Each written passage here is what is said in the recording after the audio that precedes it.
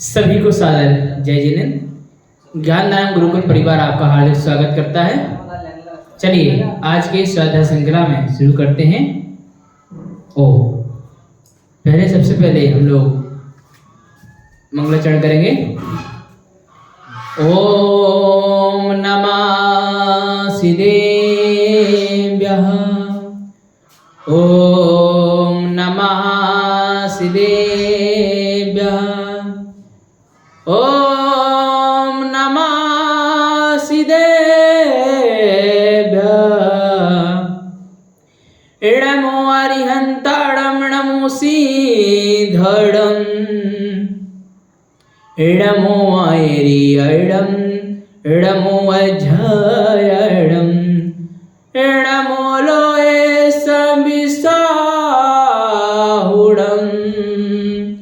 ऐसो पंचे इडमो करो सब पाव पिरणासनो। मंगलाड़ं च सबे से परमं होई मंगलम। बोलिए देवाय दिव्य श्री आदिनाथ भगवान की जय। देवाय दिव्य श्री शांतिनाथ भगवान की जय। बोलिए चिंतामणि पार्षद भगवान की जय। आटे का मुर्गा जो ग्रंथ हम लोग पढ़ रहे हैं, जहां तक हमने पहले समाप्त किया था उसके आगे को आज पढ़ना प्रारंभ करते हैं।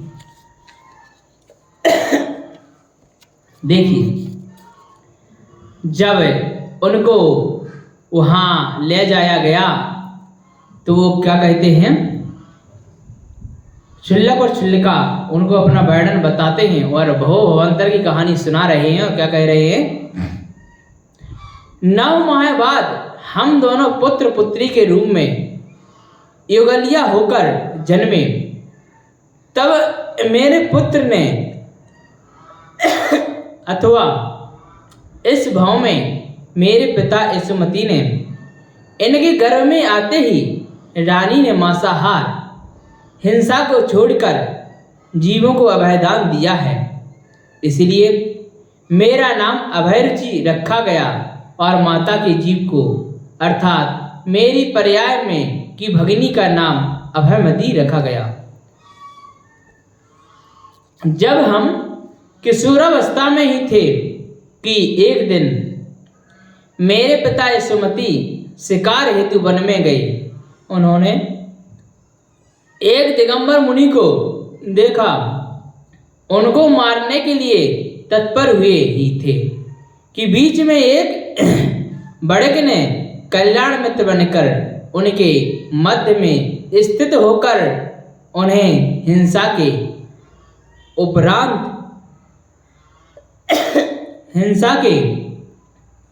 उपरत कर मुनि को प्रणाम करने की प्रेरणा दी। मुनि के चरणों में नमस्कार के अनंतर राजा ने उनसे प्रभावित होकर अपने पिता यशोधर और दादी चंद्रमती किस गति में गए हैं ऐसा पूछ लिया। तब मुनिराज ने हम दोनों का सारा दुख भरा इतिहास सुनाया। राजा को वैराग्य हो गया। तब हम दोनों वहां आए और गुरुदेव के मुख से अपने भवों को सुनते ही हम दोनों का पुनः उस पूर्व भवों का ज्यों का त्यों स्मरण हो आया, जिससे हम मूर्छित हो गए।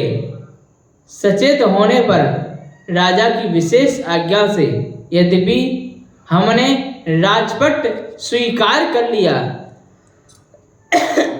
फिर भी तत्काल ही उसे तृणवत त्याग कर हम दोनों गुरुदेव सुदत्ताचार्य की चरण शरण में आ गए।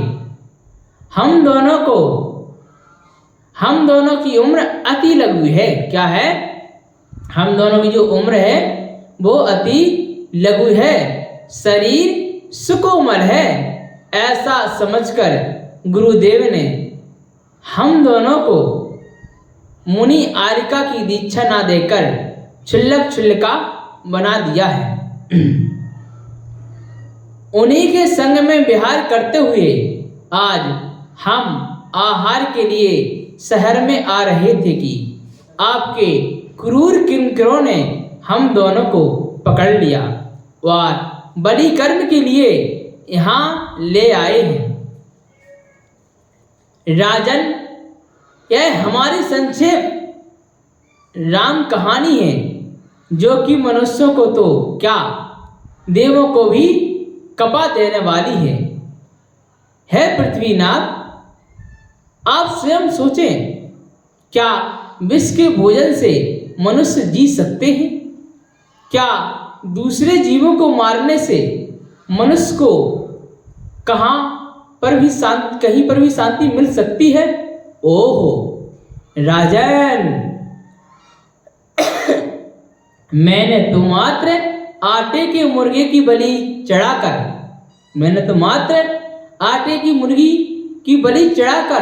इतने भयंकर दुख भोगे हैं, तो भला ए पृथ्वी पते, आप अपने पशुओं को बलि चढ़ाकर किन किन दुर्गतियों में कितने दुखों का अनुभव करोगे? कौन जाने, इसलिए नरनाथ इस हिंसा धर्म से विरक्त हो और दयामयी धर्म की शरण में आओ।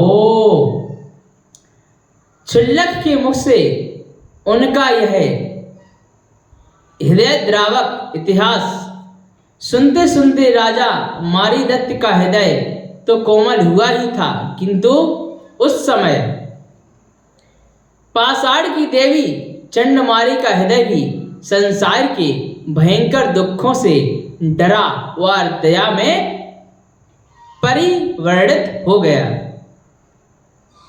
देवी उसी क्षण वहां अपने असली सुंदर भेष में प्रकट हो जाती हैं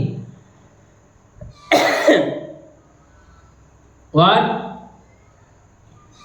गुरु के चरणों में गिरकर प्रणाम करती हैं। राजा मारीदत्त देवी के हृदय परिवर्तन को देखकर आश्चर्यचकित हो जाते हैं। तभी ये सब लोग घृणित, भयावह, अपवित्र उस स्थान को छोड़कर बाहर आ जाते हैं। वहां नूतन मंडप बनवाकर उसमें प्रवेश करते हैं। देवी अपनी विक्रिया से उस मंडप को फूलों से मंगल घंटों व तोरण, चंद्रोदय आदि उत्तम वस्तुओं से निमित्त मात्र में राज सजा कर मंडप भव्य बना देती हैं। मतलब है कि जहां पर हिंसा वाली चीजें थी, वहां उस स्थान को सभी लोग छोड़ देते हैं और एक नया मंडप तैयार कर लेते हैं। वहां पर सभी लोग प्रवेश कर जाते हैं और जो देवी थी उन्होंने भी अपना क्या कर लिया, उनको मंडप को सजा दिया, है ना। सजाने के बाद क्या हुआ, नूतन मंडप में काष्ठ के पृथक पृथक आसन पर क्षुल्लक और क्षुल्लका विराजमान है। कौन कौन है? क्षुल्लक और क्षुल्लका विराजमान है।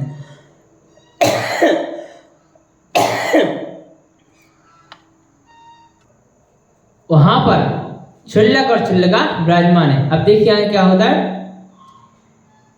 नूतन मंडप में काष्ठ के पृथक पृथक आसन पर क्षुल्लक और क्षुल्लका विराजमान है।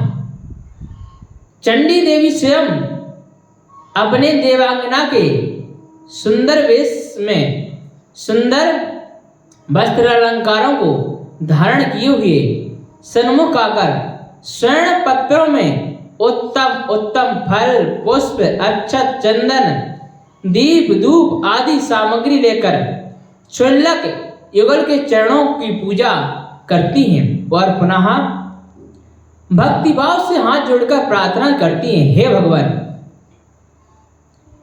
एक कृत्रिम कुक्कुट घात करने से आपने इस दुखदाई जन्म जन्मांतर में भ्रमण किया है, किंतु कौल धर्म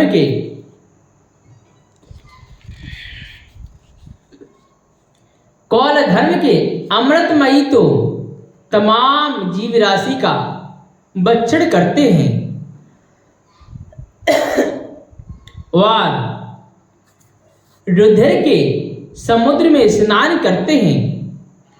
मुझ देवी ने तो आज मेष, महेश, कुक्कुट आदि ना जाने कितने मुख प्राणियों का गला कटवाया है।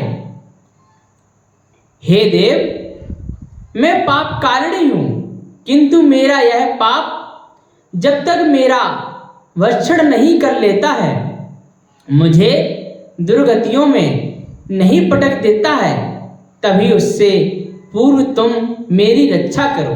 हे पूज्य महायज्ञ, मुझे तीव्र घोर तप की दीक्षा प्रदान करो। मैं उसका पालन करूंगी और अपने समस्त हिंसा कर्म से हुए पापों का संहार करूंगी। मतलब है, देवी भी प्रार्थना करती हैं कि हे चुल्लका, हे मुनिराज आदि, मुझे सही रास्ता बताइए और मैंने कई पशुओं के वो कटवा दिए, सिर कटवा दिए और जीवों की हिंसा की है, तो आप मुझे सही रास्ता दिखलाइए। इस पर अभय रुचि चुल्लक कहते हैं, हे देव, हे भद्रमूर्ते, तुम्हारे लिए धर्म में तप का विधान नहीं है। एक मत तुम्हारे लिए ही नहीं, प्रत्युत समस्त देव देवियों में तप ग्रहण की व्यवस्था नहीं है। तप ग्रहण के पात्र कौन है और कौन नहीं है, सुनो, मैं तुम्हें बतलाता हूं। नरक गति के असंख्य नारकी, देवगति के असंख्य देव देवियां, इन इंद्राणियों में एक कोई भी संयम ग्रहण नहीं कर सकते हैं। हाँ, इनमें सम्यक तो हो सकता है, इनके सिवाय पृथ्वी, जल, अग्नि, वायु और वनस्पति में रहने वाले एक इंद्रिय जीव जो कि अनंत हैं, ये सब संयम तो क्या धर्म ग्रहण के अथवा धर्म श्रवण के भी पात्र नहीं है, चूंकि उनके एकमात्र स्पर्शन इंद्रिय हैं। क्या है? स्पर्शन इंद्रिय है। चक्षु, कान आदि इंद्रियां नहीं हैं।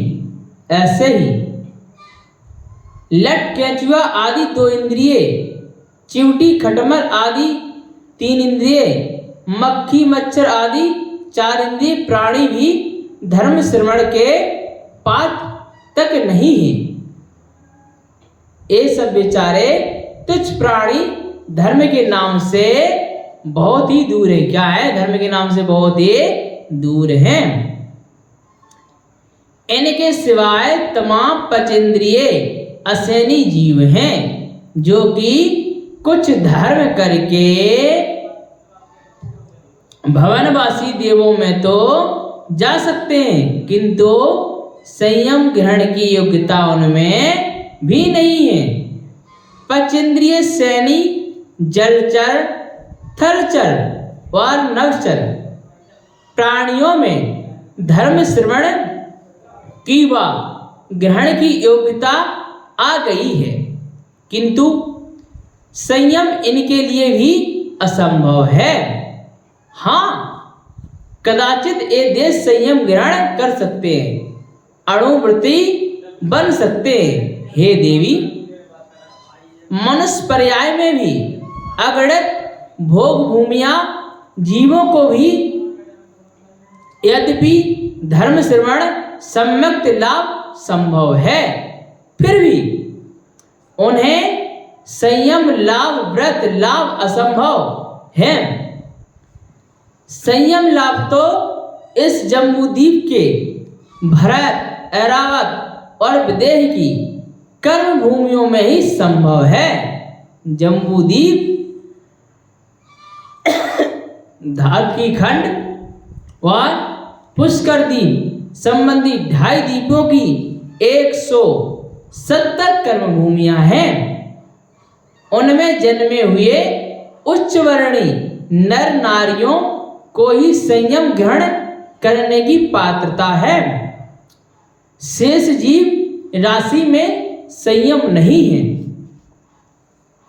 अतः हे कल्याण की अभिलाषणी देवी, तुम इस हिंसामयी दुष्कर्म के भावों को त्याग कर सम्यक रूपी उत्तम रत्न को ग्रहण करो। यही सम्यक तुम्हें संसार समुद्र में गिरने से हाथ का अवलंब देगा और परंपरा से मुक्ति को भी प्राप्त करा देगा। देखो, तुम्हारी जैसी इस देव पर्याय में भी यदि कोई मिथ्यात्व से ग्रसित है, किससे ग्रसित है? मिथ्यात्व। मिथ्यात्व क्या होता है? सच्चे देव सच गुरु पर सच्चा श्रद्धा नहीं करना, गलत चीजों को मान्यता प्रदान करना मिथ्यात्व है। मिथ्यात्व से ग्रसित हो, हिंसा के भाव करता है, विषयों की आशा में लगा रहता है, तो यह मरकर पृथ्वी, जल आदि एक इंद्रिय योनियों में भी चला जाता है।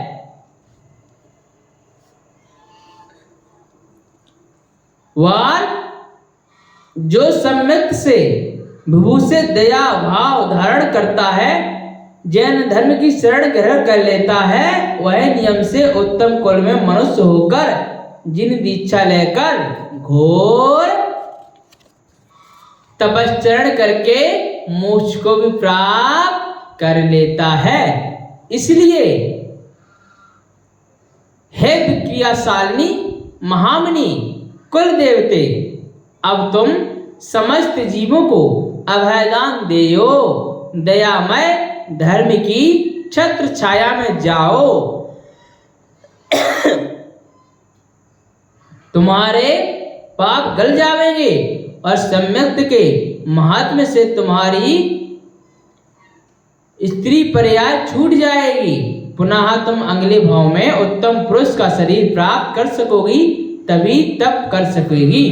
बंधुओं, जो मोक्ष की प्राप्ति है वो मनुष्य पर्याय से ही है और किसी गति से नहीं है।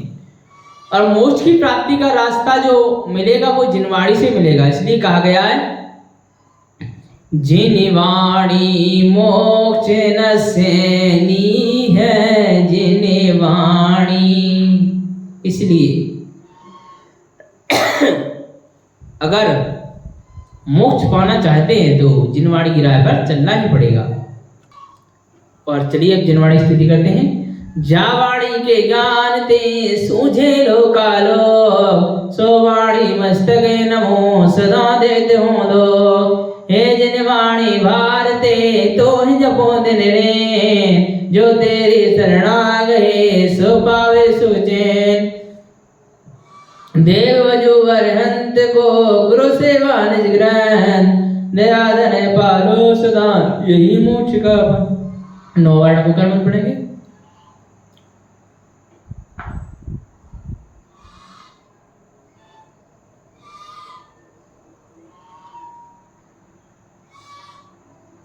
बुढ़ी देवाई देव के चार श्री आदिनाथ भगवान की जय। देवाई देव के चार श्री चिंतामणि पार्श्वनाथ भगवान की जय। देवाई देव के चार श्री महावीर भगवान की जय। सभी को सादर जय जिन, जय दू, जय हो।